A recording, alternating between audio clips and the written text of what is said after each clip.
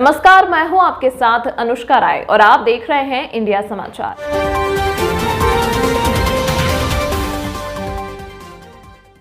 खबर यूपी के बलिया पहुंचे खेल एवं युवा कल्याण मंत्री गिरीश चंद्र यादव कई दिनों से चल रहे खेल महोत्सव के समापन के अवसर पर खिलाड़ियों को किया पुरस्कृत। गौरी भैया फेफना में खेल महोत्सव के ओवरऑल चैंपियनशिप पर विकासखंड सोहावा की टीम ने कब्जा जमा कर उत्तर प्रदेश सरकार के खेल एवं युवा कल्याण मंत्री गिरीश चंद्र यादव ने सभी खिलाड़ियों को पुरस्कृत किया। खेल महोत्सव में खेल मंत्री ने अंतर्राष्ट्रीय व राष्ट्रीय खिलाड़ियों को अंगवस्त्र व स्मृति चिन्ह भेंट कर सम्मानित किया। इस दौरान मीडिया से बातचीत में विपक्ष पर जमकर निशाना साधा। Anand Mohan Mishra, bureau chief, Ballia.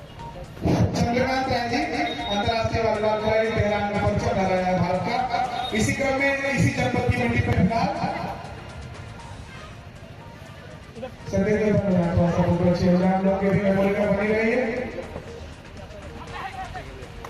महोदय का आगमन हुआ है और इसी क्रम में हमारे बीच में ऐसी शख्सियतें जो खेल के विधा में देखिए विधायक जी का स्नेह है ये। हाँ जी सीधे फिर आप मंच पर आ गए हैं। सीधे हम लोग के कार्यक्रम की तरफ और बढ़ते हैं जो कि सम्मान मंत्री एक मिनट जी फिर से बोले जी। आज फेफना विधानसभा में गौरी भैया की स्मृति में इस खेल महोत्सव कार्यक्रम में मुझे समापन के अवसर पर आने का अवसर मिला है। मैं यहाँ पर जो नेता हूँ और इस आयोजन के लिए हमारे बड़े भाई हमारे अभिभावक मुख्यमंत्री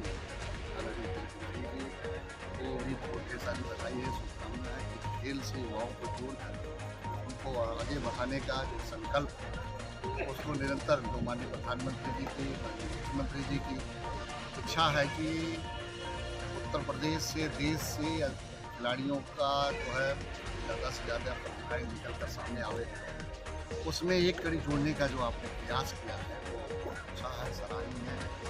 जितनी प्रशंसा की है कम है।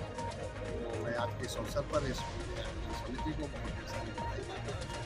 अच्छा जी, अगर आप खेल की बात करें तो निश्चित रूप से उत्तर प्रदेश में खेल को बढ़ावा दिया जा रहा है, पूरे देश में दिया जा रहा है, लेकिन एक स्थिति सामने आ रही है ये कि जो विकास किया जा रहा है उसके मेंटेनेंस पर ध्यान नहीं दिया जा रहा। तो मेंटेनेंस के लिए खेल मंत्रालय में जानकारी देना ये मेंटेनेंस मरम्मत के लिए भी हमारी सरकार पर चल रही है। जहाँ भी खेल के मैदान ऐसे हैं हम क्रीड़ा अधिकारियों से उसकी रिपोर्ट मंगा कर वो उनके खेल मैदान में जो आवश्यकता है, चाहे वो अगर किसी भी चीज़ की आवश्यकता है वहाँ जो है किसी खेल के लिए उन आवश्यकताओं को चल रहे और उसको देख सकते जी। उत्तर प्रदेश में एक आज बड़ी खबर आई कि जेलों में जो है अब हनुमान चालीसा होगा, तो क्या खेल में भी हनुमान चालीसा होगा क्या? देखिए, खिलाड़ी तो एक तरह से कहा जाए कि अब खेलता है और हनुमान की तरह ही उनके अंदर तो हर समय जो है वो विराजमान रहते हैं खिलाड़ी। तो खेलों में भी हनुमान चालीसा होगा क्या? सर 2024 के खेला में क्या खेला होगा क्या? 2024 में देश में पुनः भारतीय जनता पार्टी की सरकार बनेगी और दोबारा देश के यशस्वी प्रधानमंत्री मोदी जी होंगे। अखिलेश यादव का एक बयान आया है कि बीजेपी के सभी नेता भूमाफिया। अब ये अखिलेश यादव इसलिए परेशान है कि उनके जितने सरकार के समय जितने जमीनों पर कब्जा किया था जिन भूमिकाओं ने वो सब कहीं न कहीं से समाजवादी पार्टी से जुड़े हुए लोग थे, इसलिए वो बौखलाए हुए हैं। वो तरह तरह की बातें करते हैं। उनका अगर बयान देखेंगे तो उनका हास्यास्पद बयान रहता है, हर समय बयान। जब वो चुनाव हार जाते हैं तो ईवीएम को दोषी देते हैं, ईवीएम गलत। और इसके बाद कहेंगे बैलेट से चुनाव होना चाहिए, बैलेट से भी चुनाव हार जाते हैं तो कहते हैं प्रशासन दोषी है। मैं आपको याद दिलाना चाहता हूँ, आपको बताना भी चाहता हूँ कि 2012 से 17 तक वो मुख्यमंत्री रहे। उनके मुख्यमंत्री रहते 2014 में चुनाव। हमारी पार्टी उत्तर प्रदेश में 73 सीटें लोकसभा में, उनके मुख्यमंत्री रहते विधानसभा का चुनाव 2017 में हुआ, तब भी हम गठबंधन के साथ 325 सीटें भारतीय जनता पार्टी उनके मुख्यमंत्री रहते हैं। प्रशासन को दवाई देते हैं, आज प्रशासन उनके हाथ में, सारी चीज़ें उनके हाथ में। और नगर पालिका नगर पंचायतों में आपने चुनाव देखा कि बैलेट से चुनाव हुए, वहाँ भी भारतीय जनता पार्टी का पक्ष पूरा है, वहाँ भी वहाँ हो गया। और 2019 में जब लोकसभा का चुनाव हुआ था तो उस समय बुआ बबुआ सब मिलकर मोदी जी को रोकने का काम करने की कोशिश किए थे, तब भी नहीं रोके। और 2022 में वो कोर कसर थी तो कह रहे थे कि चाचा नहीं थे इसलिए एक सफलता नहीं मिली, चाचा भी आ गए।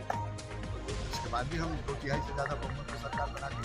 तो अखिलेश यादव को जो सत्ता मिली थी वो विरासत और वरासत के आधार पर। जनता का जनादेश भारतीय जनता पार्टी के पक्ष में है। देश के प्रधानमंत्री मोदी जी को स्वीकार करती है, देश की जनता मोदी जी को स्वीकार करती है, उनके नेतृत्व पर भरोसा करती है। और उसका कारण ये है कि जो हमारी केंद्र की सरकार, प्रदेश की सरकार जन कल्याणकारी योजनाओं के गरीबों के जीवन में बदलाव लाने की कोशिश कर रही है, समाज में उनको बराबरी पर लाने की कोशिश कर रही है। आज बड़े पैमाने पर प्रधानमंत्री आवास योजना के तहत आवास बन रहा है, गरीबों को स्वच्छ भारत मिशन के तहत शौचालय बन रहा है, गाँव में बिजली के विद्युतीकरण हो रहे हैं, पक्की संपर्क मार्गों से गाँवों को जोड़ने का काम चल रहा है, इंफ्रास्ट्रक्चर हर दृष्टि से डेवलप करने का काम किया। तो आप देखें आयुष्मान भारत कार्ड योजना के अंतर्गत आयुष्मान 5 लाख रुपये निःशुल्क राशन की व्यवस्था हमारी सरकार दे रही है और मोदी जी ने तो अब तो घोषणा कर दिया 5 साल और आगे भी देंगे।